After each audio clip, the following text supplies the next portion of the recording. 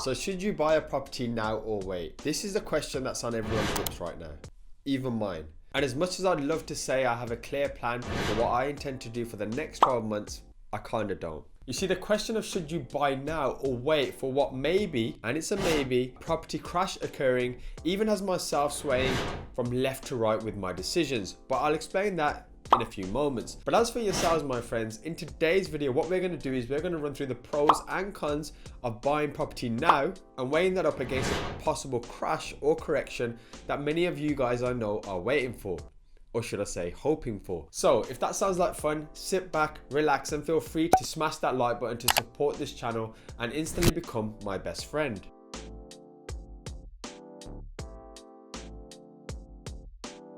So the first thing you need to ask yourselves, friends, is why.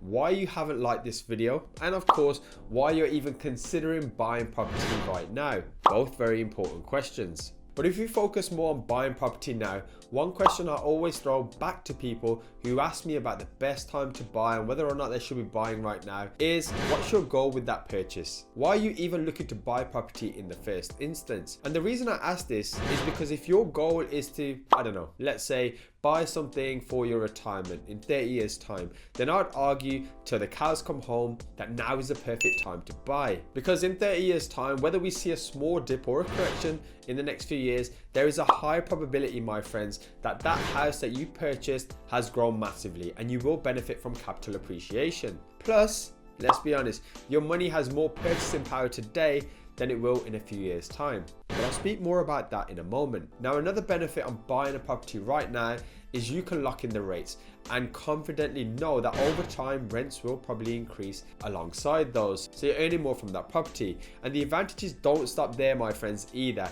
Let's imagine, quick example, you take out a £100,000 loan for ease of numbers on a property. In 30 years time, that £100,000 will be worth less than it is today. And what I mean by less is that what you can buy with that £100,000 today, you won't be able to buy with £100,000 in 30 years time, because the value of that currency, i.e. the pound in this instance, will become worth less, especially if you look at inflation.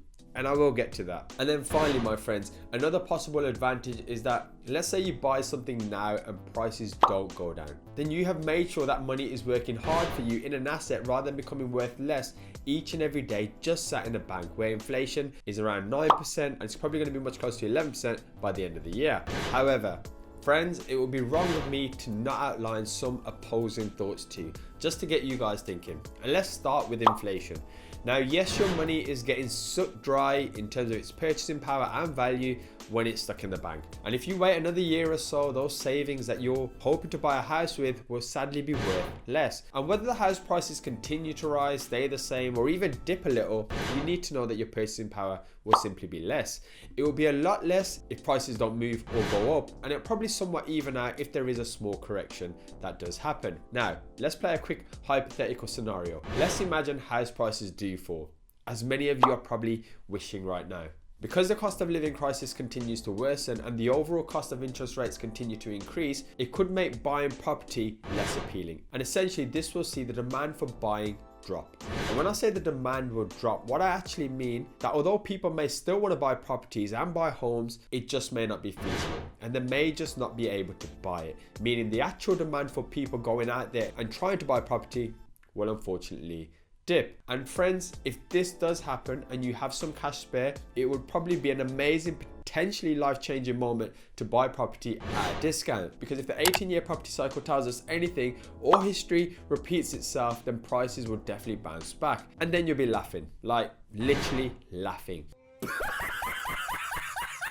Now, whilst you're all absorbing all of that, I just want to quickly throw in a cheeky ad that is way more important than property investing could ever be. And it's around your physical and mental health. And yes, I know you OGs already know what I'm talking about. I'm talking about Healthxcel, 100% natural, gluten-free, vegan-friendly, or certified superfood that, yes, my friends, you can mix into your smoothies or into your water and not feel the urge to gag from it because it tastes vile. It's palatable. And if you're here watching right now, then if you use the discount code ANXIOUS on our website, then I'm going to give you guys 15% off your first purchase. That's enough for me losing money right now, so let's conclude with this video. There is a lot to be said about opportunity cost, and the sad truth is none of us truly know where the market is going. And realistically, we can only take guesses based on the information we have before us. And at the end of the day, the property market is necessary for the banks. And if it was to collapse, boy, would this be the worst period in modern history, given what we've been through. But how sustainable are these prices? Wages have grown 8.7 times less for the average UK person when compared to house prices, and these figures aren't much greater in Wales and Scotland either. So whatever you do, my friends, I would highly urge you to at least do the following 3 things. The first is think long term. In the long term, we know where property usually goes in terms of its price. The second, stress test those figures against higher rates. And the third, know your numbers and factor in contingency for any price drops. Negative equity, the loss of profit if you're trying to flip it. Have these factored in and think about how you'll manage them should these problems arise in the future. And with that, my good friends, that's the end of the video. So until next time, drop any comments you have down below, and I wish you all an awesome day.